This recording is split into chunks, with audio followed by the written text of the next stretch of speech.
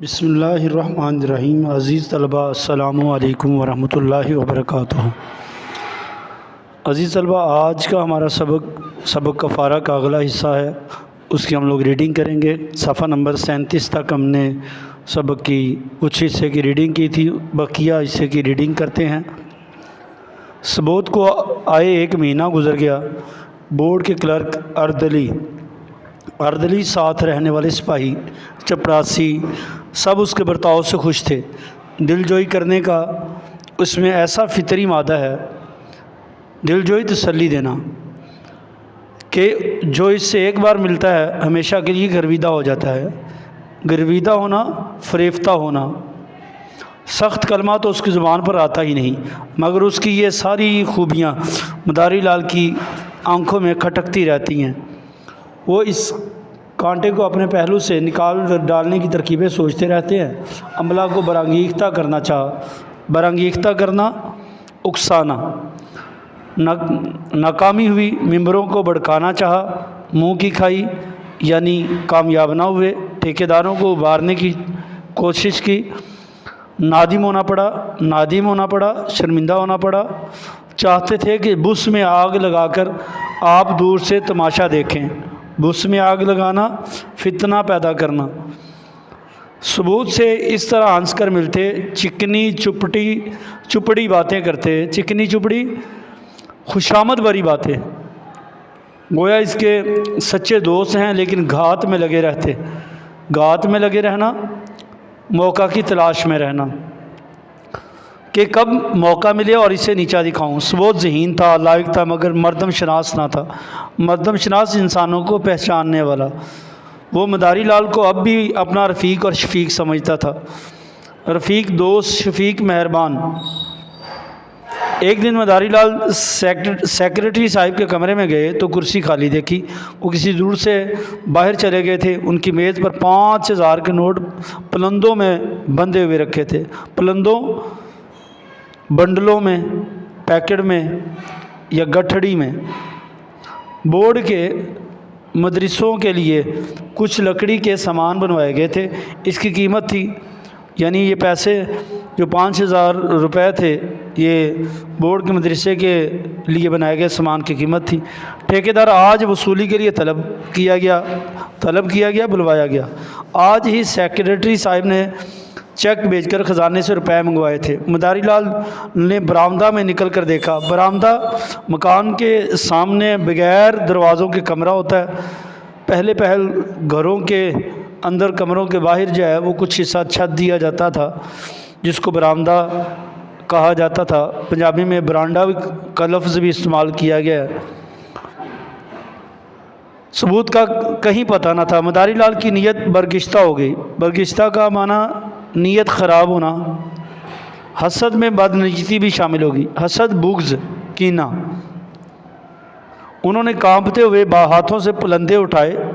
پلندے بہت سارے نوٹوں کا یا کاغذات کا ڈھیر، پتلون کی دونوں جیبوں میں بھر کر فوراً کمرے سے نکلے۔ چپراسی سے پوچھا، سیکرٹری صاحب کمرے میں ہیں یا نہیں؟ چپراسی نے کہا، جی نہیں، کچہری میں کسی سے باتیں کر رہے ہیں۔ مداری لال نے دفتر میں آ کر ایک کلرک سے کہا، یہ فائل لے جا کر جو ہے وہ سیکرٹری صاحب کو دکھاؤ۔ کلرک فائل لے کر چلا گیا۔ ذرا دیر میں لوٹ کر بولا، سیکرٹری صاحب کمرے میں نہ تھے، فائل میز پر رکھ آیا ہوں۔ مداری لال، کمرہ چھوڑ کر کہاں چلے جایا کرتے ہیں؟ کسی دن دھوکہ اٹھائیں گے۔ کلرک نے کہا، ان کے کمرے میں دفتر والوں کے سوا جاتا ہی کون ہے؟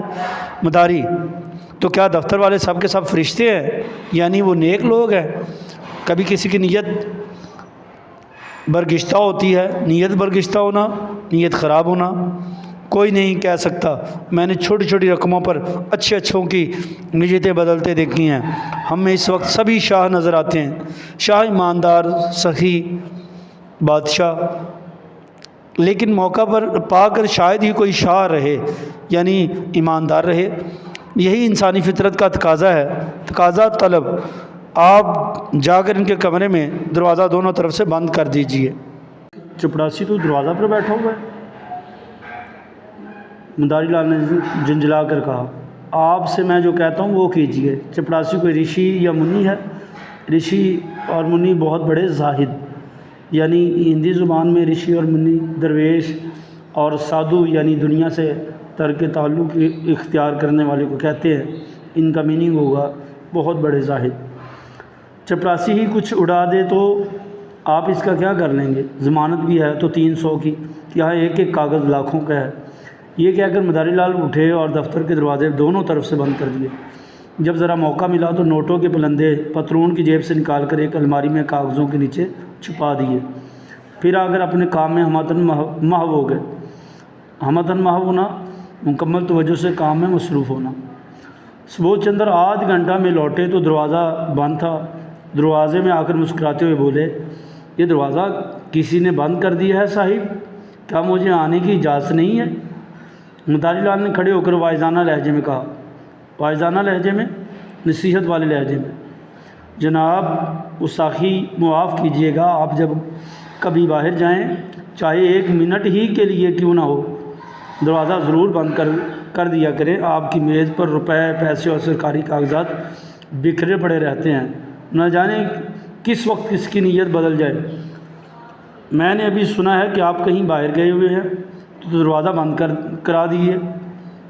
دروازے بند کروا دیے۔ وہ دروازہ کھول کر کمرے میں گئے اور ایک سگار پینے لگے۔ سگریٹ، میز پر نوٹ رکھے ہوئے ہیں، اس کی خبر ہی نہ تھی۔ دفعتاً اچانک فوراً ٹھیکیدار نے آ کر سلام کیا۔ سبودھ کرسی سے اٹھ بیٹھے اور بولے، تم نے تو بہت دیر کر دی، تمہارا ہی انتظار کر رہا تھا، 10 بجے ہی روپے منگوا لیے تھے نا، رسید کا ٹکٹ لائے ہو نا؟ ٹھیکیدار، حضور رسید لکھتا لایا ہوں۔ سبودھ، تو یہ روپیہ لو، تمہارے کام سے میں بہت خوش نہیں ہوں، لکڑی خراب استعمال کیا اور کوئی چیز صاف نہیں، اگر ایسا کام پھر کرو گے تو ٹھیکیداروں کے رجسٹر سے تمہارا نام نکال دیا جائے گا، یعنی تمہیں کام نہیں دیا جائے گا۔ یہ کہہ کر سبودھ نے میز پر نگاہ ڈالی تو نوٹوں کا پلندہ نہ تھا، پلندہ گٹھڑی یعنی نوٹوں کا پیکٹ شاید کسی فائل کے نیچے دب گیا ہوگا۔ کرسی کے قریب کے کاغذات الٹ پلٹ ڈالے مگر نوٹوں کا پتہ نہیں۔ نوٹ کہاں گئے؟ حیران ہو کر، ابھی یہی تو میں نے رکھ دیے تھے، کہاں جا سکتے ہیں؟ پھر فائلوں کو الٹنے پلٹنے لگے، دل میں ذرا سی دھڑکن ہونے لگی اور ساری میز کے کاغذات چھان ڈالے، پرندہ کا پتہ نہیں۔ تب وہ کرسی پر بیٹھ کر اس آدھ گھنٹہ کے واقعات اور حرکات کا تبصرہ کرنے لگے، یعنی غور و فکر کرنے لگے۔ چپڑاسی نے نوٹوں کا پلندہ لا کر مجھے دیا، خوب یاد ہے، بھلا یہ بھی بھولنے کی بات ہے، اور اتنی جلد؟ میں نے نوٹوں کو لے کر یہیں میز پر رکھ دیا، گنا تک نہیں۔ اتنے میں ایک وکیل صاحب آ گئے، پرانے ملاقاتی ہیں، ان سے باتیں کرتا ہوا ذرا اس درخت کے نیچے چلا گیا۔ یہاں تو پلندہ رکھا ہوا تھا، خوب اچھی طرح یاد ہے، پھر نوٹ کہاں غائب ہو گئے؟ میں نے کسی صندوق، دراز یا الماری میں نہیں رکھے، پھر گئے تو کہاں گئے؟ شاید دفتر میں کسی نے احتیاطاً اٹھا کر رکھ دیے ہوں گے۔ یہی بات ہے، میں ناحق اتنا گھبرا گیا، ناحق بلا وجہ۔ فوراً دفتر میں آ کر مداری لال سے بولے، آپ نے میری میز پر سے کچھ نوٹ تو کہیں نہیں رکھوا دیے؟ مداری لال نے استعجاب سے پوچھا، استعجاب حیرت سے، کہ آپ کی میز پر نوٹ تھے؟ مجھے تو خبر نہیں، ابھی منشی سوہن لال ایک فائل لے کر گئے تھے تو آپ کو کمرے میں نہ دیکھا، میں نے سنا کہ آپ کسی سے باتیں کرتے چلے گئے ہیں تو دروازے بند کروا دیے، کیا کچھ نوٹ نہیں مل رہے ہیں؟ سبودھ، ارے پورے 5000 کے ہیں، ابھی چیک بنایا ہے۔ اور مداری لال نے سر پیٹ کر کہا، پورے 5000؟ یا بھگوان، غضب ہو گیا، بہت بڑی مصیبت آ گئی، آپ نے میز پر دیکھ لیا؟ سبودھ، جناب 15 منٹ سے پریشان ہوں۔ مداری لال، چپڑاسی سے پوچھ لیا کہ کون کون آیا تھا؟ سبودھ، آئیے ذرا آپ لوگ بھی تلاش کیجئے، میرے حواس درست نہیں ہیں۔ سارا دفتر سیکرٹری صاحب کے کمرے میں سرگرم تلاش ہوا، تلاش میں مگن ہونا، میز، الماریاں، صندوق سب دیکھے گئے مگر نوٹوں کا پتہ نہیں۔ نوٹ غائب ہو گئے، اب اس میں شبہ کی گنجائش نہ تھی، شبہ شک۔ ثبوت نے ایک لمبی سانس لی اور کرسی پر بیٹھ گئے، اور ان کی حیت ہی بدل گئی، حیت حلیہ، شکل و صورت جیسے مسخ ہو گئے ہوں، مسخ خراب۔ مداری لال نے ہمدردانہ انداز سے کہا، غضب ہو گیا، یعنی بہت بڑی مصیبت ہو گئی، آج تک کبھی ایسا سانحہ نہ ہوا تھا، سانحہ حادثہ، مجھے یہاں کام کرتے ہوئے 10 سال ہو گئے، کبھی دھیلے کی چیز بھی غائب نہیں ہوئی۔ میں نے آپ کو پہلے دن ہی متنبہ کر دیا تھا، یعنی تنبیہ کر دی تھی کہ یہاں ذرا ہوشیار رہیے گا، مگر شدنی تھی، خیال ہی نہ رہا۔ ضرور باہر سے کوئی آدمی آیا اور پلندہ لے کر غائب ہو گیا۔ چپڑاسی کی خطا یہی ہے، خطا غلطی کہ اس نے اس آدمی کو کمرے میں جانے کیوں دیا۔ وہ لاکھ قسمیں کھائے کہ باہر سے کوئی نہیں آیا، لیکن میں اسے کبھی تسلیم نہیں کر سکتا۔ صرف منشی سوہن لال ایک فائل لے کر آپ کے کمرے میں گئے تھے، مگر دروازہ سے ہی جھانک کر چلے گئے۔ جھانکنا، ایک نظر دیکھنا۔ سوہن لال نے کہا، جی ہاں، میں نے تو اندر ایک قدم بھی نہیں رکھا، اپنے جوان بیٹے کی قسم کھاتا ہوں جو میں نے ایک اندر قدم رکھا ہو۔ مداری لال، آپ ناحق قسمیں کھاتے ہیں، ناحق بلا وجہ۔ آپ سے کوئی کچھ کہتا ہے؟ ثبوت کے کان میں، بینک میں آپ کا کچھ روپیہ ہو تو نکال کر ٹھیکیدار کو دے دیا جائے، ورنہ سخت بدنامی ہوگی۔ نقصان تو ہو ہی گیا، اس کے ساتھ خفت کیوں اٹھانی پڑے؟ خفت، شرمندگی۔ سبوت چندر نے دردناک لہجے میں کہا، دردناک، درد بھرے لہجے میں، بینک میں مشکل سے 200-400 روپے ہوں گے بھائی جان، روپے ہوتے تو کیا غم تھا، سمجھ لیتا جیسے 25,000 اڑ گئے ویسے 5,000 اڑ گئے، مگر میں تو کلانچ ہوں، کلانچ، بالکل کنگال۔